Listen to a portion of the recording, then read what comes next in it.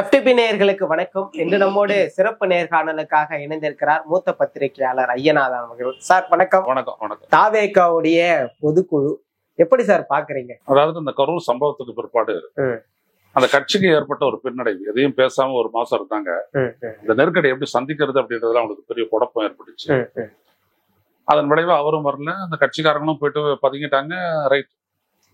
இப்ப வந்து அந்த கட்சியை மறுபடியும் ஆக்டிவேட் பண்ணணும் அப்படின்னோம்னா இவர் மட்டும் அதை பண்ண முடியாது.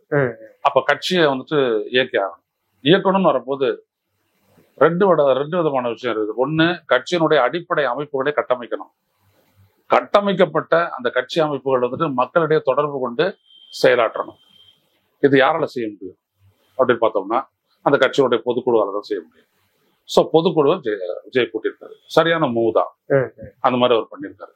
இந்த பொதுக்குழுல அவங்க என்ன முடிவெடுப்பாங்க அப்படின்னா கட்சியை எப்படி கொண்டு போறது, எந்தெந்த இஷ்யூ மக்கள் மத்தியில் கொண்டு போறது அப்படின்றது ஒண்ணு. அது இஷ்யூ பேஸ்டு. இன்னொன்னு பொலிட்டிக்கல் பேஸ். அது என்ன அப்படின்னோம்னா கட்சியை முதல்ல அங்க கட்டமைக்கணும். ஒரு கிராமத்திலேயும் கட்சி அமைப்பு இருக்கணும். கட்சி அமைப்பு இருக்கணும்ன்றது அது தொடர்பான நடவடிக்கைகள். விடுதலை சிறுத்தைகள், நாம் தமிழர் எல்லாம் பண்றாங்களே, அந்த கொடியேற்றுவது, பொதுக்கூட்டம் போடுறது, அந்த மாதிரிலாம் அப்படியெல்லாம் பண்ணி செகண்ட் லைனு இன்னொன்று பேச்சாளர்களை வச்சு பரவாயில்ல அந்த கொள்கை விளக்கம் அப்படின்னு சொல்லிட்டு கொள்கை விளக்க பொதுக்கூட்டம் சொல்லிட்டு ஒரு தடவை அவங்க கோயம்புத்தூர்ல எங்க பண்ணிருக்காங்க இல்லையா கொள்கை விளக்கம். அது ஒரு ஃபிளாப் ஆயிடுச்சு.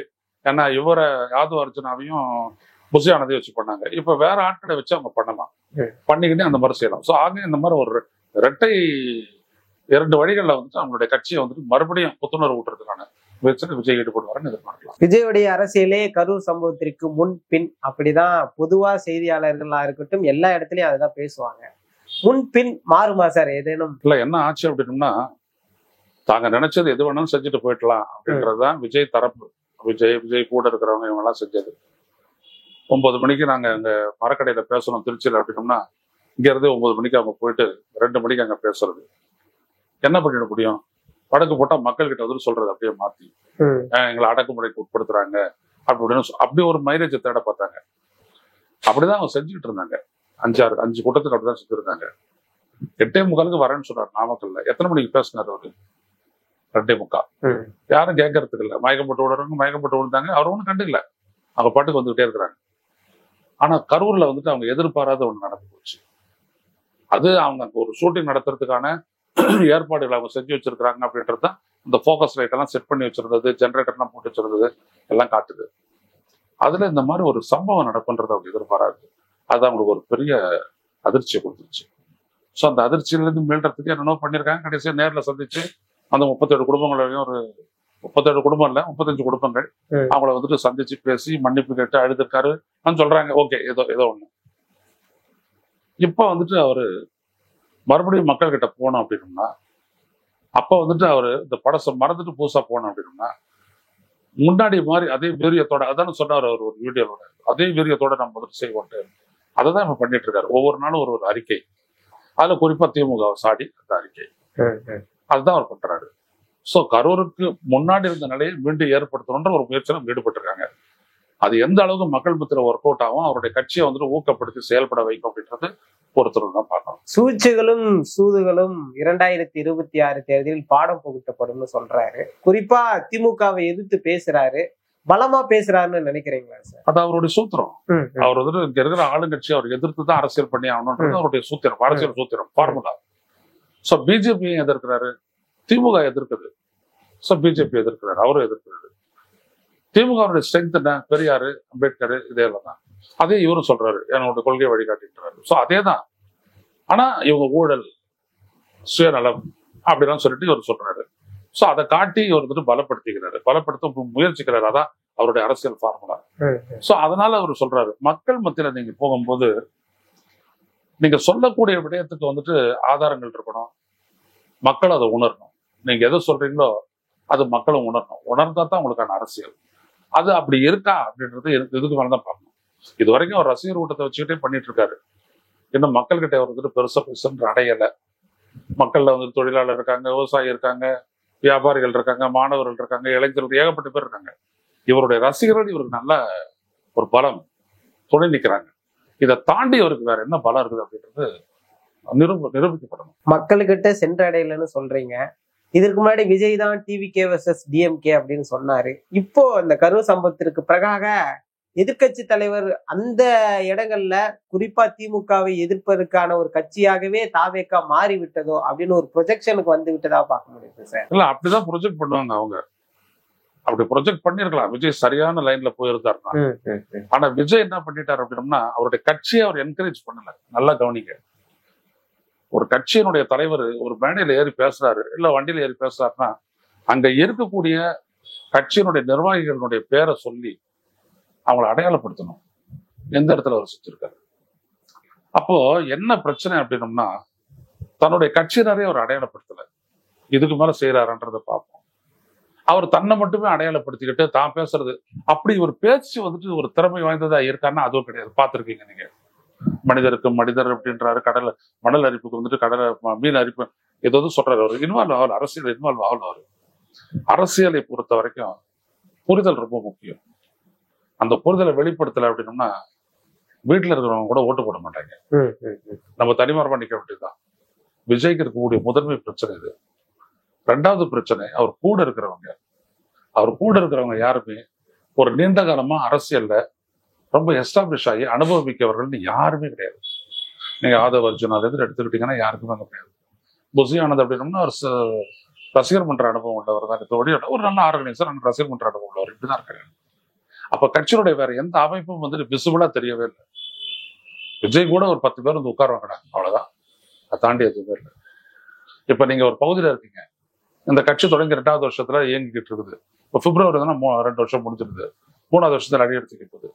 இப்ப கூட பாருங்க, உங்களுக்கு நீங்க எந்த இடத்துல வசிக்கிறீங்களோ அந்த இடத்துல யார் கவுன்சிலரா நிக்க போறா, யார் சட்டமன்ற உறுப்பினர் நிக்க போறாங்கன்னு உங்களுக்கு தெரியாது. தெரியுமா? எனக்கு தெரியாது. அப்ப இந்த மாதிரி இருந்தா எப்படி கட்சி கொண்டு வரும்? இதுக்குள்ள அடையாளப்படுத்திட்டு இருக்கணும்.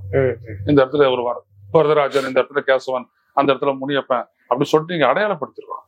பண்ணவே இல்லை. அந்த கட்சிக்கு அந்த ஸ்ட்ரென்த் இல்லை. ஏன்னா அமைப்பை போடல. அப்ப அமைப்பை போட்டு கட்சியை வந்துட்டு நீங்க ஆர்கனைஸ் பண்ணி அது ஒரு தேரா இறக்கல ரோட்ல. அப்ப என்ன, எப்படி அந்த கட்சி இயங்கும்? போஸ்டர் ஓட்டுறாங்க, அந்த போஸ்டர்ல எப்படி 50 பேரோட படங்கள் இருக்குது, அவ்வளவுதான். இப்போ ஒரு உதாரணத்துக்கு எடுத்து, ஒரு விடுதலை சிறுத்தைகள் கட்சி எங்க போடுங்கனாலும் அதுக்கு அமைப்பு இருக்கும். ஒரு நாம் தமிழர் கட்சி எங்க போனாலும் வந்துட்டு அங்க இருக்கிறவங்க வந்துட்டு பேரை போட்டுட்டு அவன் போஸ்டர் அடிச்சு ஓட்டுவான். அந்த மாதிரி இருக்கு. இங்க அந்த மாதிரி இல்லையே. ஒரு மாநாட்டுக்கான ஒரு இதுவுமே இல்லையே. மாநாட்டுக்கு அங்கங்கே போஸ்டர் அடிக்கிறது அப்படிலாம் எதுவுமே கிடையாது. அப்படியே புறப்பட்டு வந்துடுறாங்க, விஜய் அழைக்கிறார் அப்படின்னு. அதான் ஒரு ரசிகர் மன்றமா அது எப்படி செயல்பட்டோம்னா அதே மாதிரிதான் விஜயம் வந்துட்டு ஒரு அரசியல் நிகழ்வு அதை பண்ணல. ஒரு ஈவெண்ட் மேனேஜ்மெண்ட் மாதிரி தான் பண்றாரு. நல்லா நீங்க ஒத்து கவனிச்சுங்கன்னா, ஒரு ஈவெண்ட் மேனேஜ்மெண்ட்ல எப்படி இருக்கும், ஒரு சினிமால ஒரு ஆடியோ ரிலீஸ் அந்த மாதிரிதான் அவர் இருக்காரு. அவர் தான் மையப்பொருள். அவர் தவிர வேற யாருமே இல்லை. அப்ப அது எப்படி மக்கள்கிட்ட கிளிக் ஆகும்? மக்கள் இவர் வந்து நேரில் சினிமால பார்த்துட்டாங்க, நேரில் பார்க்க பிரியப்படுறாங்க உன்னோட ரசிகர்கள் தான். இதையும் தாண்டி அப்படின்னு வரும்போது எதுவுமே இல்லை. இதுதான் அவங்களுடைய பிரச்சனை. இப்ப இந்த இடத்துல ஒரு ஆர்கனைஸ்டா இருக்கக்கூடிய கட்சி தான் திமுக. ஆட்சிக்கு வந்த கட்சி, அமைப்பு ரீதியா ஸ்ட்ராங்கான கட்சி. இதோட மோதணும். எப்படி மோதுறது? இப்ப புரியுதுங்களா? நீங்க சொல்லிடலாம், அடுத்த தேர்தல் வந்து திமுக தாவேகா இடையில தான் மோதல், முட்டல், போட்டி அப்படின்னு நீங்க சொல்லிடலாம். பட் யதார்த்தத்துல அது ஒர்க் அவுட் ஆகணும்ல, தெரியணும்ல. இப்ப திமுக இவர் நிற்பாரு, இவர் வட்ட செயலாளரு, இவர் பகுதி செயலாளரு, இவர் மாவட்டம், இப்பெல்லாம் சொல்றோம்ல. அவங்களும் கொடியை கட்டிட்டு போறாங்க வராங்க இல்லையா? அப்படி ஒண்ணு இல்லையே, நடவடிக்கை இல்லையே. ஏன் அப்படின்னா, விஜய் அசைந்தா அவங்க அசையறாங்க, விஜய் அசையல அப்படின்னா எதுவுமே அசையல. விக்கிரவாண்டில இருந்து நடந்துட்டு இருக்கிற விடயம் அதுதான். அப்ப இதுல நீங்க எப்படி ஒரு பாசிட்டிவான சேஞ்சை நீங்க எதிர்பார்க்க முடியும்? ஒரு புறம் திமுக அழுத்தம், இன்னொரு புறம் பாஜக அழுத்தம் அப்படின்னு எந்த அழுத்தம்? கரூர் சம்பவத்தில் அதற்கு பிறகாக மீண்டு வருவதற்கே கிட்டத்தட்ட 1 மாத காலம். ஒரு பொதுக்குழுக்கு பிறகாக அரசியல் வந்து எந்த அளவுக்கு கட்டமைப்போட செயல்படணும் பாக்குறேன். அது அவங்க பண்ணிட்டோம்னு தான் நம்ம சொல்ல முடியும். என்ன அவர் பண்ணல. சார், நீங்க பயணிச்சிருக்கீங்க கூட இதற்கு முன்னாடி? பயணிக்கல. நான் அவருக்கு ஆதரவு சக்தியா வந்து ஜனவரி வரைக்கும் நான் இருந்திருக்கேன். பட் அவருடைய போக்கு அதிமுக நோக்கி இருக்குது அப்படின்னு நான் வந்துட்டு வலை கேட்டுறேன். 2வது RSSல இருந்தவங்க இங்க வர்றேன். நீங்க கொள்கை எதிரி பாஜக, RSSல இருந்துட்டு வந்து அதிமுக இருந்து வரத்தவரு உங்க கூட வரலாம், நிர்மல்குமார் வரலாம், அப்புறம் ஒரு லாட்டரி சீட்டுக்காரனுடைய மருமகன் உங்களோட வரலாம். அப்ப என்னது அது? ஒரு கொள்கை பூர்வமா ஒரு கட்சி இருக்குது அப்படின்னோம்னா அதுல சேர்றவங்க என்ன பொறுப்புல இருக்கிறவங்களதான் பார்க்க முடியும். ஒரு கீழ்நிலையில இல்ல, ஒரு கீழ்நிலையில ஒரு தொண்டை வந்துட்டு நான் அங்க இருந்த இங்க வந்துட்டு அப்படின்னு அப்படி சொல்லலாம், அது ஒன்றும் தப்பு இல்லை. ஆனா ஒரு மேல்நிலையில வந்துட்டு இணையறாங்க அப்படின்னு வரும்போது அது கேள்விக்குரியாது. அப்ப என்ன ஆயிடுது அப்படின்னம்னா அந்த கட்சியினுடைய இயக்கம் எப்படி பார்த்தாலும் தடைப்படும், ஒரு அண்டர்ஸ்டாண்டிங் ஏற்படாது. அதான் சொல்றாரு, தெளிவின்மை, புரிதலின்மை, இதுதான் ரொம்ப பெரிய பிரச்சனை. இந்த பிரச்சனையை விஜய் எப்படி கடந்து வராரு அப்படின்றத பொறுத்து தான் எல்லாமே. இப்ப பாப்பா 5ஆம் தேதி பொதுக்குழு கூடுது, என்ன செய்யறாருன்னு பாப்போம். விஜய்க்கான தலைமை பண்பா எதை சார் பாக்குறீங்க? அது என்ன, அவரு ரொம்ப தூரம் போனோம். அவருக்கு இருக்கக்கூடிய ஒரே ஒரு பிளஸ் பாயிண்ட் வந்துட்டு அவருடைய ரசிகர்கள், அவருடைய சினிமா இமேஜ். இப்ப அது கொஞ்சம் டென்ட் ஆயிருக்குது, சொட்ட விழுதுருக்குது. அது எப்படி அவர் சீர் செஞ்சுக்கிறாருன்றது ஒண்ணு. மக்களிடையே போகணும் அப்படின்ற ஒரு இடம் வந்துட்டு இவர் போற பாதி தப்பு. நேரம் வந்துட்டு மேலேயே நின்றுட்டு பேசுறது ரொம்ப முக்கியமான விஷயம். இது எல்லாத்தையுமே செய்யறதுக்கு முன்னாடி தான் பேசக்கூடிய அரசியல் என்னன்றது அவர் புரிஞ்சு பேசணும். இப்ப பரந்தூர் போனது உங்களுக்கு எல்லாம் தெரியும். பரந்தூர்ல எப்படி நல்லா பேசினாரு, நாங்களாம் அப்ப கூட இருந்தவங்க. ஜனவரி 20ஆம் அந்த அதையே வந்துட்டு நாடு முழுவதும் பேசப்பட்டது. ஏன்னா அங்க அந்த இஷ்யூவை புரிஞ்சுட்டு அவர் பேசினாரு. 90% நிலங்கள், 80% நீர்நிலைகள், இவ்வளத்தையும் அடிச்சுட்டு தான் இந்த இடத்துல விமான நிலையம் கொண்டு வரணுமா, அதை வேற எங்கேயாவது கொண்டு வரலாமே, எதற்காக அந்த விவசாய பூமியை அழிக்கணும், நீர்நிலைகளை அழிக்கணும் அப்படின்னு அவர் எழுப்பின அந்த பிரச்சனை நாடு முழுவதும் பேசப்பட்டது. விஜய் அதை ரொம்ப வலிமையா செஞ்சாரு, அவருடைய செல்வாக்குக்கு அதை ரொம்ப வலிமையா செஞ்சாரு. அதுக்கப்புறம் அங்க கையகப்படுத்துறாங்க நிலங்களை, அழுத்தம் கொடுக்குறாங்க, மறுபடியும் அவங்க ஸ்கொயர் ஒன், அவங்க மட்டுமே போராடுறாங்க. விஜய் அங்க போயிட்டு வந்ததுக்கு பிற்பாடு அந்த இடத்துல மற்ற தாவேகாவினர் போய் அந்த மக்களோட சேர்ந்து இயக்கம் கட்டியிருந்தாங்கன்னா அந்த பிரச்சனை வந்திருக்காது. அப்படியே விட்டாங்க, அவ்வளவுதான்.